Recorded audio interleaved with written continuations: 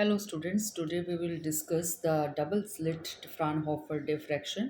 पिछले lectures के अंदर हमने single slit Fraunhofer diffraction के बारे में डिस्कस किया था। तो अगर आपको उसके रिजल्ट्स याद हैं तो डबल स्लिट जो फ्राउनहोफर डिफ्रैक्शन है वो हमारे लिए बहुत इजी हो जाएगा। तो पहले तो ये देख लीजिए कि इसमें करना क्या है, एक्सपेरिमेंटल सेटअप क्या रहेगा, कि कितनी स्लिट्स हमने ली हैं, उनके बीच में की जो विड्थ है वो कितनी है, और जो स्लिट्स हैं उनके बीच का सेपरेशन कितना है। तो कंसीडर कर लीजिए कि आपके पास let A B and C D are two rectangular slits parallel to one another and perpendicular to the plane of the paper. तो ये आपका प्लेन ऑफ द पेपर हो गया। तो आपकी स्लिट्स यूं है इसके परपेंडिकुलर, तो एक आपने यहाँ ले ली, एक आपने यहाँ ले ली है, पैरेलल ले ली हैं दोनों की दोनों। तो यहाँ पैरेलल ले ली, तो इन दोनों के बीच में जो गैप है उसको हम बी कह देंगे, और ये जो स्लिट्स हैं इनके बीच में ये जो डिस्टेंस है इसको हम ए कह देंगे। The width of each slit is a and the width of opaque portion, यानी कि बीच में से लाइट नहीं जा रही जिस पोर्शन में से, वो आपके पास बी है। तो आप इसको कुछ इस तरह से भी यहाँ पे दिखा सकते हैं। कंसीडर कर लीजिए कि एक स्लिट तो आपके पास ये हो गई, बीच में आपका हार्डबोर्ड हो गया, फिर आपके पास ये स्लिट हो गई। तो अगर हम ये कंसीडर कर लें कि ये हमारे पास हमारा हार्डबोर्ड है, तो इसमें दो होल कर दीजिए। तो दो होल जो हमने किए हैं वो रेक्टेंगुलर शेप के ले लीजिएगा, और इन होल्स की जो विड्थ है उसको हम ये कह रहे हैं, और इनके बीच का ये जो ओपेक पोर्शन है, यहाँ पर बोर्ड है आपके पास, यहाँ से लाइट नहीं जाएगी, लाइट सिर्फ इसमें से और इसमें से ही निकलेगी। तो ये आपका बी ओपेक पोर्शन है, और एक इसको इंडिकेट कर रहा है ए। याद कीजिएगा अब तक हम स्लिट्स की विड्थ को ए से ही इंडिकेट करते आए हैं, नोटेशंस हमने चेंज नहीं की हैं, ताकि कैलकुलेशन हमारी वही के वही रिजल्ट्स आएंगे तो आपको याद भी हो जाएंगे। एल आपका वही कॉलमिनेटिंग लेंस है। हमें पता है कि हमने यहाँ पर क्या किया था, यहाँ पर भी एक लेंस लगाया था, और आपके पास जो सोर्स था वो उस लेंस के फोकस पे था, तो आपको पैरेलल रेज मिलने वाली थी। और इन पैरेलल रेज को हमने क्या किया, with the help of this lens हमने यहाँ पर स्क्रीन के ऊपर जो है फोकस करवा लिया है, या कहिए कि कन्वर्ज करवा लिया है। तो एल हमारे पास लेंस है। ये जो एल लेंस है ये आपके पास स्क्रीन के ऊपर यहाँ पर अगर डिफ्रैक्शन ना हुआ होता, सोच के देखिए, अगर हम ये सिर्फ ये जो ब्लैक लाइंस हैं अगर आप ये देखें तो पैरेलल रेज आ रही थी, सीधी आ भी रही हैं, क्योंकि लाइट की प्रॉपर्टी है it moves in straight path. तो विदाउट डिफ्रैक्शन अगर लाइट सीधी आ रही होती तो सारी की सारी पी पॉइंट के ऊपर मिल गई होती। तो आपके पास ये जो आपकी सारी की सारी रेज आ रही हैं दे आर इन फेज, लेकिन एजेस से क्या हो गया, डिफ्रैक्शन हो गया, तो लाइट जो है बेंड हो गई है, थोड़ी सी डाइवर्ज हो गई है, थोड़ा सा एंगल चेंज कर गई है due to the diffraction phenomena. और यहाँ पर हमने ये जो रेड लाइंस दिखाई हैं, ये रेड लाइंस हमने दिखाई हैं कि डिफ्रैक्शन हो गया है। तो यहाँ हमने देखिएगा ए बी यहाँ पर होल है, यहाँ से लाइट आएगी।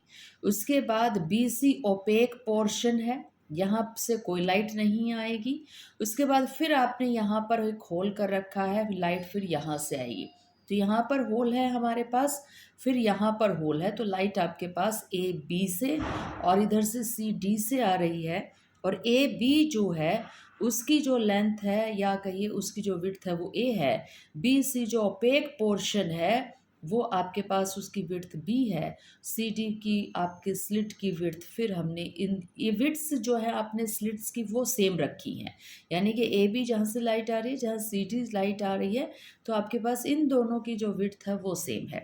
तो देखिएगा यहाँ पर अब क्या क्या होगा, ये तो हमारा एक तरह से रे डायग्राम हो गया, इस तरह से हम इसको दिखा सकते हैं। ये हमारी दो स्लिट्स यहाँ पर हैं, इधर हमारी स्क्रीन है। लेंस को अगर आपने नियर बाय रख दिया तो लेंस और आपके स्क्रीन के बीच में जो डिस्टेंस आपको पता है कि ये आपका फोकल लेंथ हो गया है, फोकस के ऊपर आपने स्क्रीन रखी है। उसके बाद देखिएगा P is the position of the central bright maximum, और हमने दिखाया भी था अगर लाइट सीधी आ रही है तो P पर आपको यहाँ पर सारी की सारी इन फेज होंगी, तो आपको यहाँ पर सेंट्रल मैक्सिमम मिलेगा ही मिलेगा। उसके बाद देखिएगा here diffraction pattern has to be considered into two parts. अब की बार जो डिफ्रैक्शन पैटर्न है उसको हम दो पार्ट्स में कंसीडर करेंगे। वो पार्ट्स बड़े इंपॉर्टेंट है और ऑलरेडी आप जानते हैं।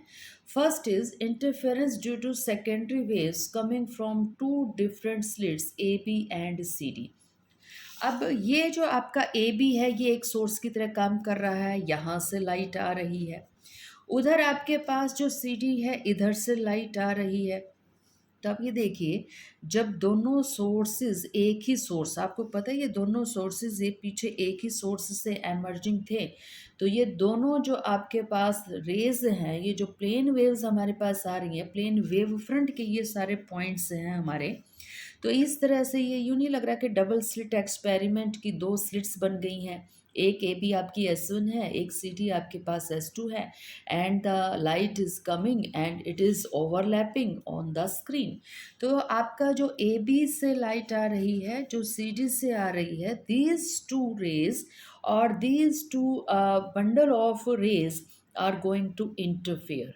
तो आपके स्क्रीन के ऊपर यहाँ पर डिफरेंट पैटर्न्स हमें ब्राइट और जो है डार्क मिलने वाले हैं ड्यू टू द इंटरफेरेंस। तो ये ध्यान में आपको होना चाहिए कि यहाँ से लाइट आएगी और यहाँ से लाइट आएगी। इसका मतलब ए बी की एक रे सी डी की एक रे के साथ सुपर इम्पोज करेगी, तब जाकर आपको इंटरफेरेंस पैटर्न मिलने वाला है। तो अब यहाँ पर पी पर क्या मिलेगा या पी डैश पर क्या मिलेगा, अगर हम यहाँ इन दोनों को सोर्सेज कंसिडर करे बैठे हैं, तो अब हमें ये देखना पड़ेगा ना कि सी से जो रे आ रही है और ए से जो रे आ रही है, इनके बीच का पाथ डिफरेंस कितना है। अगर तो ये पाथ डिफरेंस आधी वेव के बराबर हो गया तो यहाँ क्रस्ट के ऊपर ट्रफ गिरेगा and you are going to get the darkness. और अगर यहाँ पर सी ने तो पी डैश के पास पहुँचा दी 3 वेव और ए ने पी डैश के पास पहुंचाई हैं 2 वेव, यानी कि ये जो एक्स्ट्रा पाथ है ये पूरी एक वेव का हो गया। तो यहाँ पर क्रस्ट पर क्रस्ट और ट्रफ पे ट्रफ, यानी कि आपको कंस्ट्रक्टिव इंटरफेरेंस की कंडीशन मिलने वाली है। It means C E is the important factors, path difference will find out whether at p dash you are going to obtain the brightness or darkness। तो हमने भी यही किया। अब ये देखिएगा, ये एक राइट एंगल ट्रायंगल हमने ले ली है। C E is the extra path covered by the wave which is reaching from C to P dash as compared to A to P dash। तो परपेंडिकुलर ड्रॉ कर दिया। परपेंडिकुलर ड्रॉ करते ही हमें पता है ये जो ए सी है that is equal to a plus b. यहाँ पर यहाँ तक स्लिट ए है और ये ओपेक पोर्शन भी है, तो टोटल आपके पास ए से लेकर सी तक की लेंथ हो गई ए प्लस बी। उसके बाद आपको ये एंगल पता है थीटा है, ये आपका 90 डिग्री का एंगल है, परपेंडिकुलर हमने ही ड्रॉ किया है। तो अगर आप इस ट्रायंगल को देखें, बड़े वाली को, ए सी और ई को, तो इस ट्रायंगल में से आप लिख सकते हैं the path difference the rays coming from the two slits is equal to, किसके इक्वल हो जाएगा, C E that is the extra path, और ये किसके इक्वल हो जाएगा, A plus B sine theta. और अगर A plus B sine theta आपका हाफ वेव 1.5 वेव के इक्वल हुआ, it means you are going to get the destructive interference. और अगर ये लैम्डा के इक्वल टू लैम्डा के इक्वल हुआ, it means you are going to get the constructive interference. अब यहाँ पर हमने देखिए क्या कंसीडर क्या किया है, हमने ये कंसीडर किया है कि जब हम ए से और सी तक चल रहे हैं तो टोटल यहाँ से लेकर यहाँ तक का जो फेज डिफरेंस है वो कितने का है, 2 बीटा का है। इट मीन्स जब पाथ डिफरेंस सी ई था, सी ई पाथ डिफरेंस के लिए फेज डिफरेंस कितने का है, 2 बीटा का है। तो यहाँ पर हमारा if the path difference is a plus b sin theta then how you are going to calculate the phase difference। बड़ा आसान सा तरीका है, 2 पाई अपॉन लैम्डा और इनटू में आप पाथ डिफरेंस अगर कर देंगे तो आपका फेज डिफरेंस आ जाएगा। 2 से 2 को कैंसिल आउट कर दीजिए, then you will get beta. तो ये आपके पास बीटा आ गया, beta is equal to pi by lambda और इनटू में a plus B sine theta. मतलब समझ लीजिए इसका दोबारा से क्या कहना चाह रहे हैं हम यहाँ पे, हमारे पास लाइट आ रही थी कहाँ से, ए बी से, और दूसरा जो आपके पास पोर्शन था लाइट का वो कहाँ से आ रहा था, वो आ रहा था हमारा सी डी से। तो ए बी से और सी डी से ये जो रेज जा रही हैं उनके बीच का जो पाथ डिफरेंस है वो तो है a plus B sine theta, और उनके बीच का जो फेज डिफरेंस है वो है हमारा 2 बीटा। और जहाँ पे बीटा की वैल्यू हमने निकाल ली है, beta is equal to pi upon lambda into a plus B sine theta. तो ये ध्यान में ये रखिएगा कि यहाँ पर हमने इंटरफेरेंस पैटर्न लिया है। आपने रे एक स्लिट से, फिर आपने रे दूसरी स्लिट से, ये दो रेज अलग अलग स्लिट से आ रही हैं हमारी, और यहाँ पर हमारा इंटरफेरेंस मिलेगा, हमें इंटरफेरेंस का फिनोमिना होगा। अब स्लिट्स हैं तो क्या इनके एजेस नहीं होंगे? ए और बी कोने हैं, इधर भी सी और डी आपके पास एजेस हैं, इट मीन्स डिफ्रैक्शन भी होगा यहाँ पर। तो diffraction pattern due to secondary waves from two slits individually. अब ए बी से डिफ्रैक्शन अलग होगा, सी डी से डिफ्रैक्शन अलग होगा। अब स्लिट वाइज पढ़ेंगे अब हम। Path difference between rays coming from the same slit is equal to B F is equal to a sine theta. ये देखिए ये कहाँ से ले आए हम। अब ये देखिए हमें तो डिफ्रैक्शन सिर्फ इस पोर्शन से मिलेगा ना, इधर से, इसका अपना अलग से डिफ्रैक्शन पैटर्न होगा। ये सी डी पोर्शन अपना अलग से ही डिफ्रैक्शन पैटर्न शो कर रहा होगा। ए बी जो डिफ्रैक्शन पैटर्न शो कर रहा है, यानी कि पी डैश के ऊपर इस स्लिट से जो डिफ्रैक्शन की वजह से जो आपकी रेज आ गई हैं थीटा एंगल बेंड होने से, तो ये हमें पता है कि ए से पी डैश का डिस्टेंस कम है और बी से पी डैश का डिस्टेंस ज़्यादा है। कितना कम है कितना ज़्यादा है वो हम क्या करेंगे, यहाँ पर परपेंडिकुलर ड्रॉ कर लिया हमने, और ये जो परपेंडिकुलर है इसको हमने यहाँ पर नाम दे दिया है ए एफ। तो this is the extra distance. ये एक्स्ट्रा पाथ जो है, पाथ डिफरेंस, यही तो हमें बताएगा ना कि पी डैश पर डिफ्रैक्शन की वजह से क्या मिलने वाला है हमें। तो हमें पता है ये ए बी जो है वो तो हमारा स्मॉल ए है, ये एंगल जो ए पर बन रहा है वो हमारा कितने का है, थीटा का है। तो ट्रायंगल ए बी एफ से जब हम पाथ डिफरेंस निकालेंगे तो what will be the path difference? Path difference will be same जैसे पहले निकाला था सिंगल स्लिट में, B F is equal to a sine theta. If the path difference is known you can easily find out the phase difference. अब देखिएगा ए से B वाली light की ही हम बात कर रहे हैं।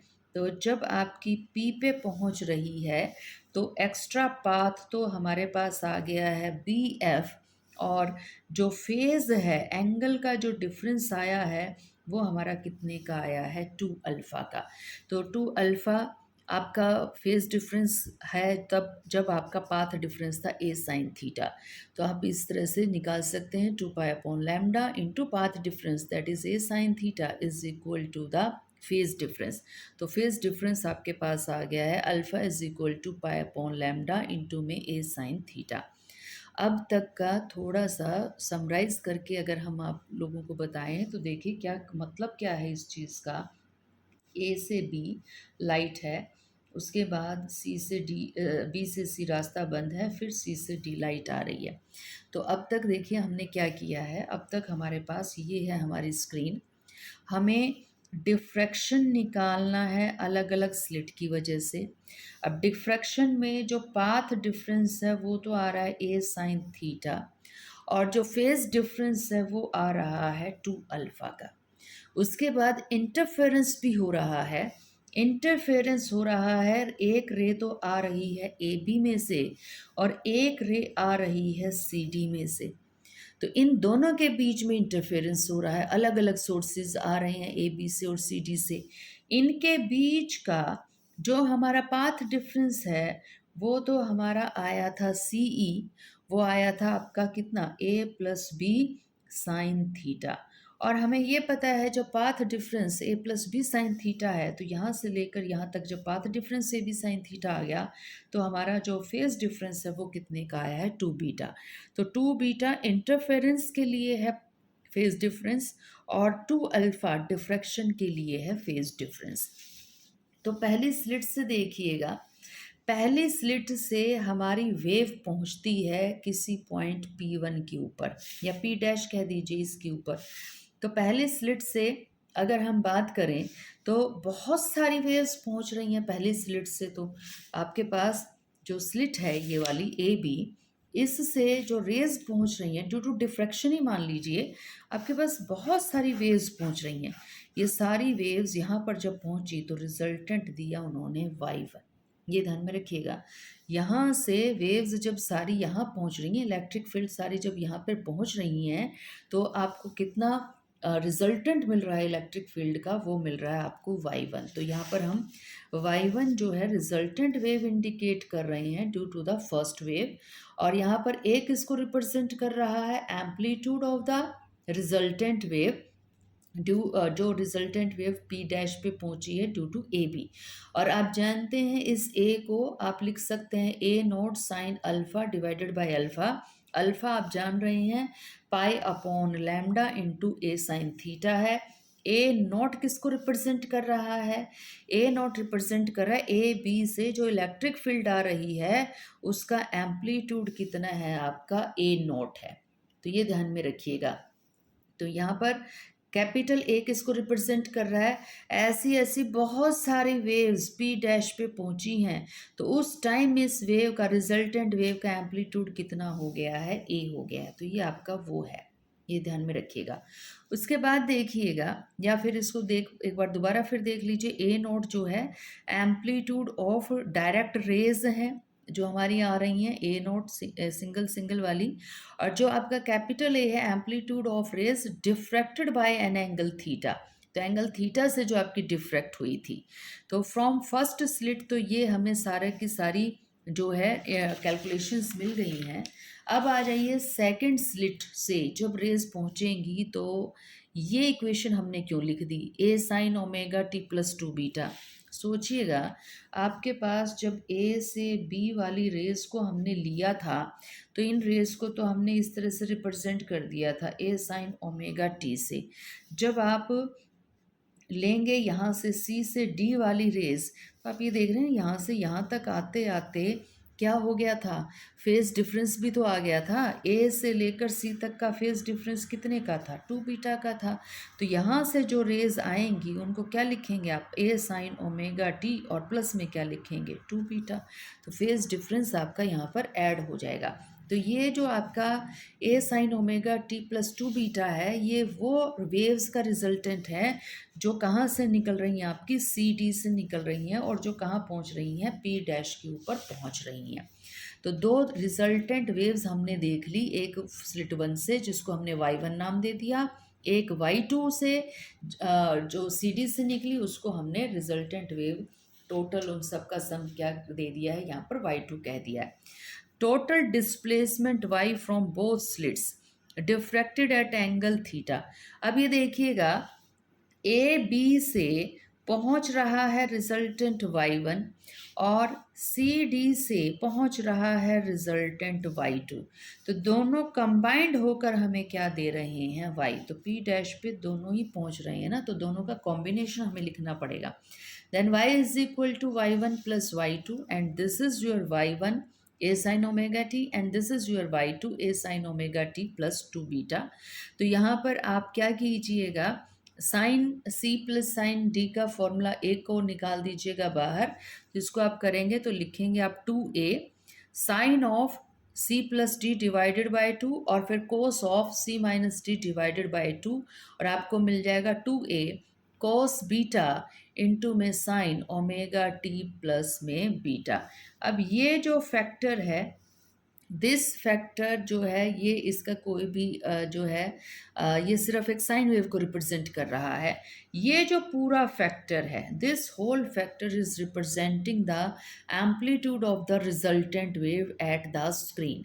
दोनों वे स्लिट्स से जो y1 y2 आपकी सुपर इम्पोज हो गई, सुपर इम्पोज होने के बाद उन्होंने दे दी रिजल्टेंट वेव y। तो इस y का एम्पलीट्यूड क्या है? 2a cos बीटा हमारे पास एम्पलीट्यूड आया है।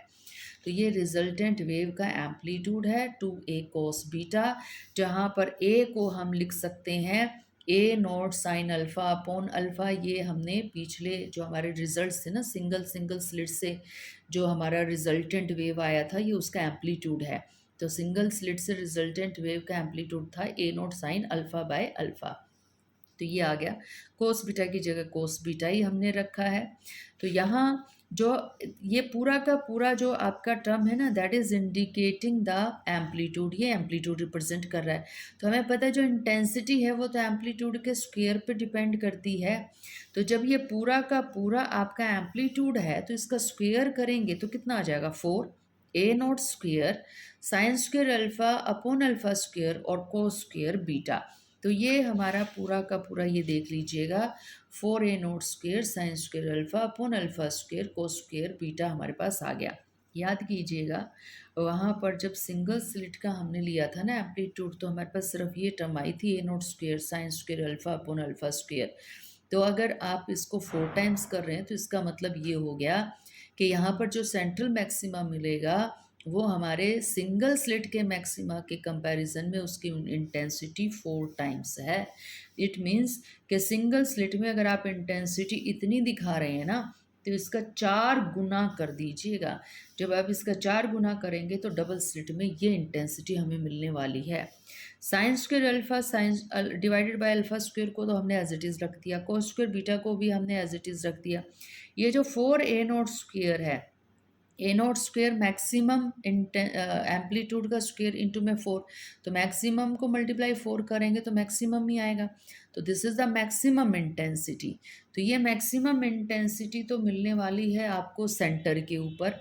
उसके बाद थीटा थीटा एंगल से डिफ्लेक्ट करवाते जाइए, डिफ्रैक्शन करवाते जाइए, डिफरेंट पोजीशंस के ऊपर हमें क्या मिलती जाएगी, मैक्सिमा और मिनिमा की पोजीशंस यहाँ से मिलती जाएगी। तो हमारा ये जो है ये आ गया है फॉर्मूला, इंटेंसिटी डिस्ट्रीब्यूशन कैसे होगा डबल स्लिट के केस में।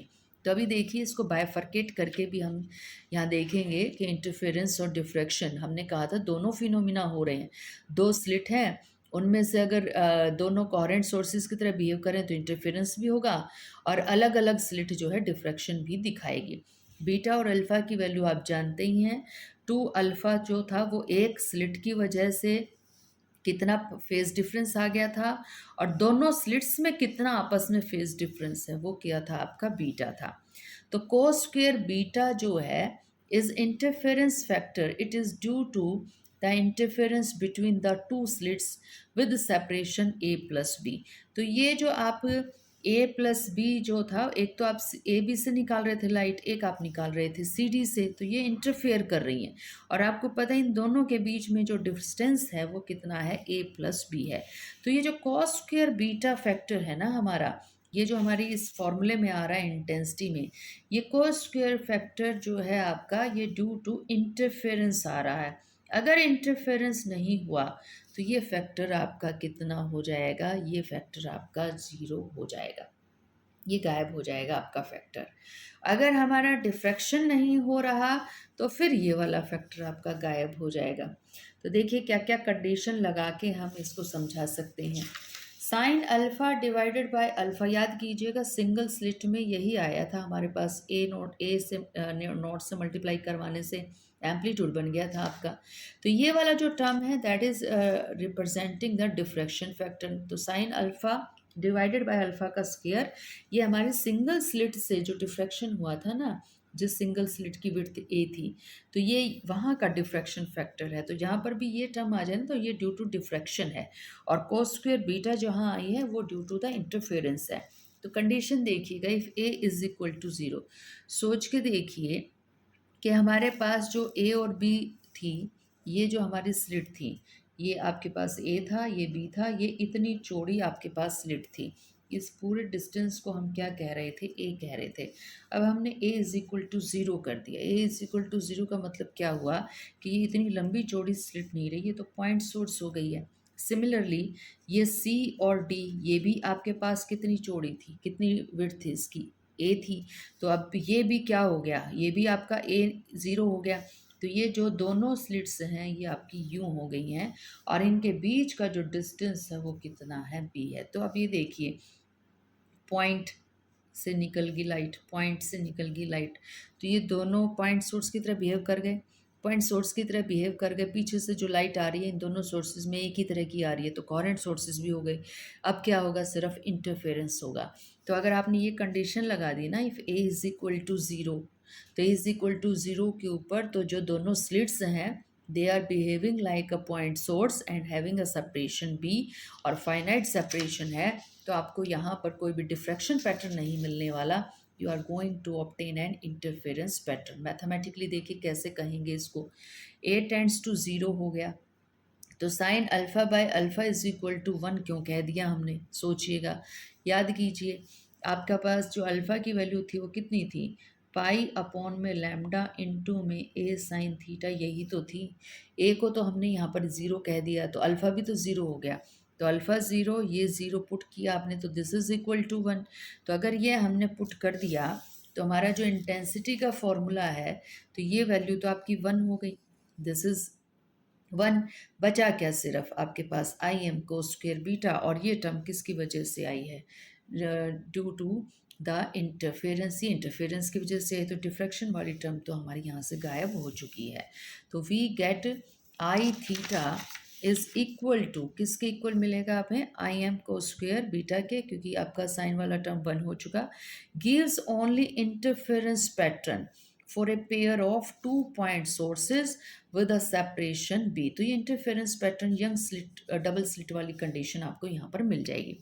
उसके बाद देखिएगा दूसरी कंडीशन पुट कीजिएगा, putting a plus b is equal to 0। A plus b को 0 पुट कर दीजिए। इसका मीनिंग देखिए क्या हुआ, ए प्लस बी को जब हम 0 पुट कर रहे हैं, तो ये तो थी हमारी पहली स्लिट ए बी, उसके बाद हमारा गैप था यहाँ पर, ये थी हमारी दूसरी स्लिट सी डी।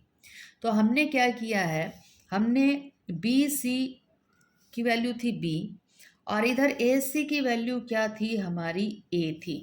तो हमने इनको पुट कर दिया किसके इक्वल, 0 के, तो गायब हो गया ये। तो आपके पास बची क्या, सिर्फ बची सिर्फ एक स्लिट। तो अब देखिएगा, इफ तो आपकी मर्ज हो गई, और मर्ज होते ही आपको क्या मिल गई, एक स्लिट मिल गई जिसकी विड्थ कितनी है, ए है, और इसका जो आपका बीटा है वो 0 क्यों हो गया आपकी बार, देखिएगा बीटा किसके इक्वल था। बीटा का अगर आप फॉर्मूला याद करें, या हमने पहले लिख भी रखा है, तो यही तो था, पाई अपॉन लैम्डा ए प्लस बी साइन थीटा। ए प्लस बी को तो हम 0 कह चुके, अगर ए प्लस बी को हमने 0 कर दिए तो ये पूरा 0 हो गया, तो बीटा भी क्या हो गया, 0। अगर बीटा 0 हो गया तो कॉस बीटा तो कितना हो गया आपका, cos 0, and cos 0 is equal to 1, तो ये टर्म आपकी 1 हो गई, ये गायब हो गई आपकी बार।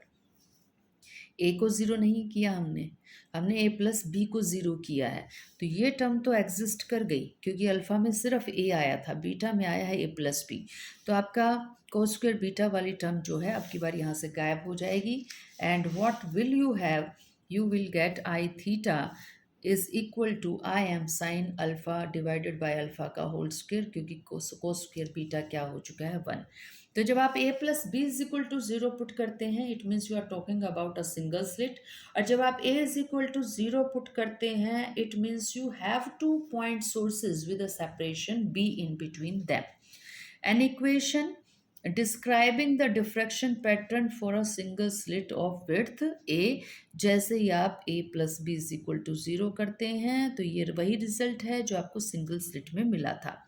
तो अगर हम पूरा का पूरा थोड़ा सा रिकॉल करें, तो हो क्या रहा है यहाँ पर कि डबल स्लिट जो पैटर्न हमें मिल रहा है, double slit pattern combines interference and diffraction, दोनों ही मिलेंगे यहाँ पर, इंटरफेरेंस भी मिलेगा, डिफ्रैक्शन भी मिलेगा।